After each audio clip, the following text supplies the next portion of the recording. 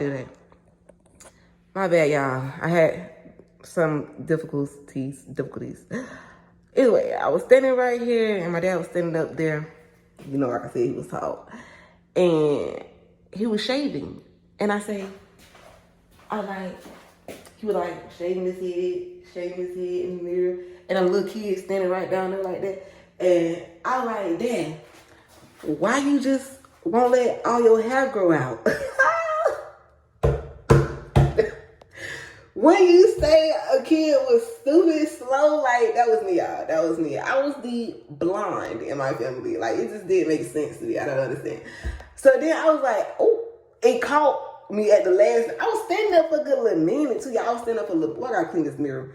I was standing up for a good little minute, y'all. I said, Dad just the shaving. He's just the shaving. He ain't gotta do that if he just let his hair grow out. He just let it grow out, right? My daddy was shaving, and I said that. He looked down at me like, what the fuck? He wanted to say what the fuck, bitch, so bad at that moment, because he was bald. He was bald all over, and he was going bald right here. He had a groove over here like this, and he was bald right here. So if you would have let it grow out, it wouldn't have grew right there. And then he was like, bitch, I'm shaving because of that. Oh my God, that was so funny. Still today. But right here is where our washer and dryer was at. And he used to always hang his shirts up right there because he couldn't put his shirts in a dryer. They would shrink.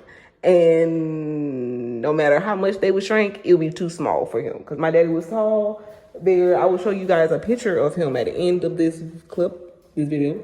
But it's amazing to be in the same house, literally in my dad's room. This is literally my dad's last room he had to himself before he passed. Now, he passed at the hospital. He didn't pass here. He was able to make it to the hospital. But it still smelled like him. I just caught a whiff.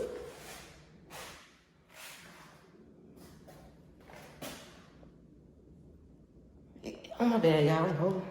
I'm smelling the dough. Like, that is what it smelled like back then. It was clean. It was like the paint smell, but not the paint smell. With a little that dryer smell from you with the soap of the dryer. Cause my dad was clean. He was clean now. And he made us clean. But anyway, his bed was right there. He had a TV dresser right there. And it was a dresser with his TV, tape set, and all that right there. And on top of that was a teddy bear. The little dog was a dog with a bone in his mouth that said, I love you. And he got that teddy bear from his last girlfriend. She passed before he passed.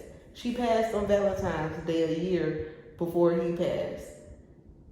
And he bought that for her at like a fair or somewhere that he took her to.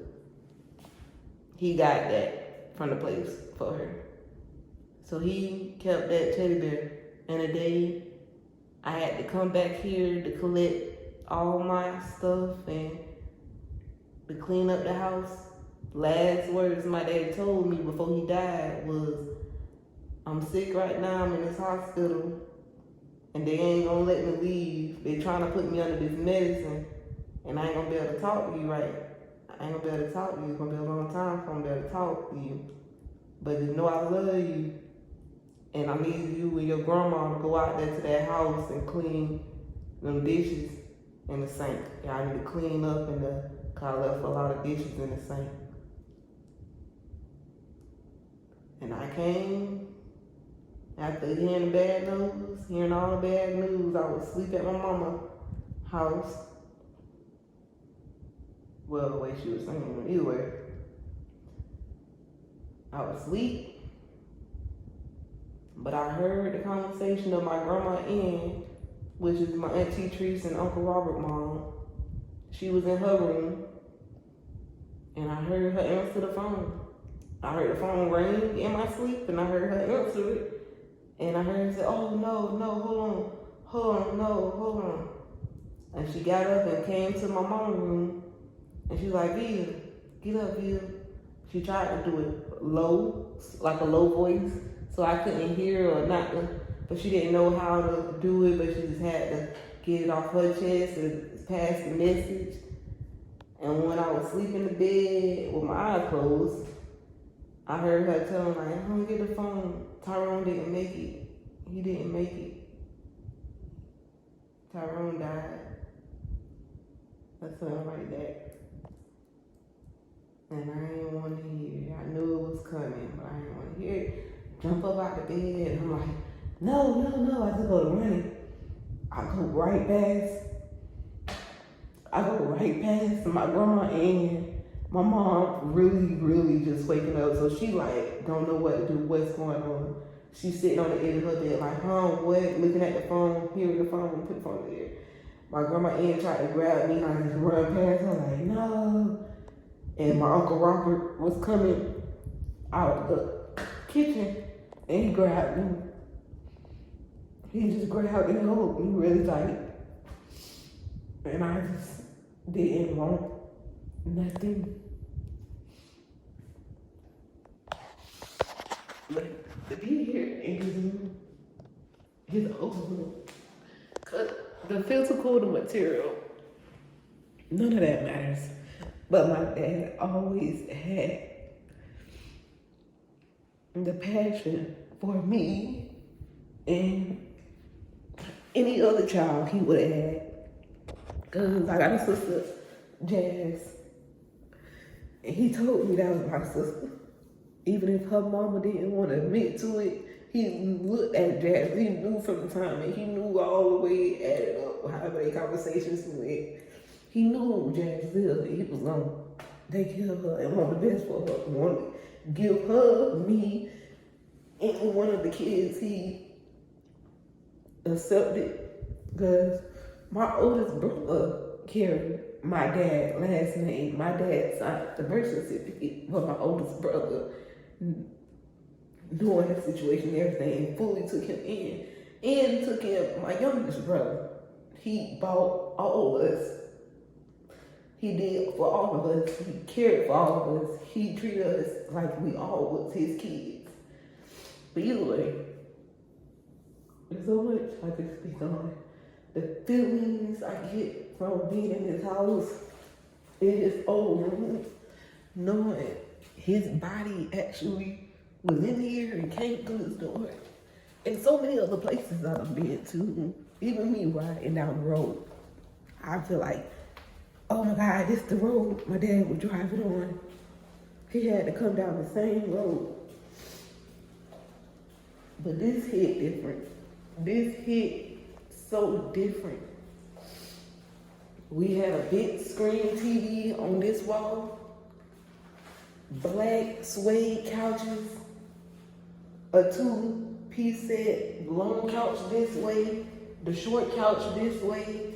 We had the glass end tables and the glass middle table that matched the black suede couch and the glass table that matched all the other glass tables.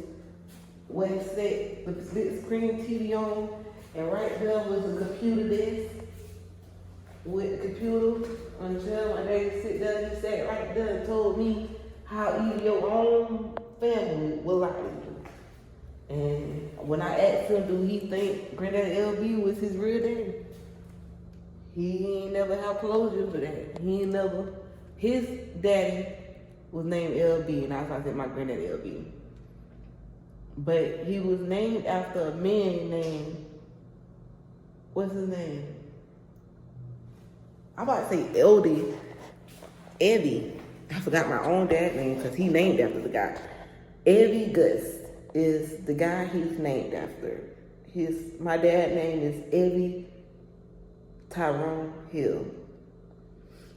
And Evie is the first name of the man my grandmother was married to.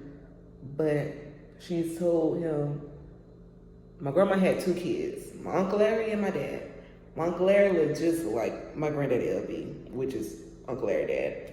And by that time, she was pregnant with my dad. She met this other guy, moved in. So now the confusion and my dad was never had full closure, but he had the respect not to even ask. You know, back then it was respect to whatever your parents told you or said. You don't question it. You know your place and don't say nothing. You just get taught what they teach you and understand whatever they can tell you. Either way, I really have to go, you guys. I got too sad up in here. So much feelings. I just want to keep these great memory moments. For when my brother Chad come home, he got like 1 year left, you guys. 2025. He get out and start the next path or whatever. But he can see this and say, whoa, just like I did. Just like I did. Okay, y'all. So many feelings, but I got to go.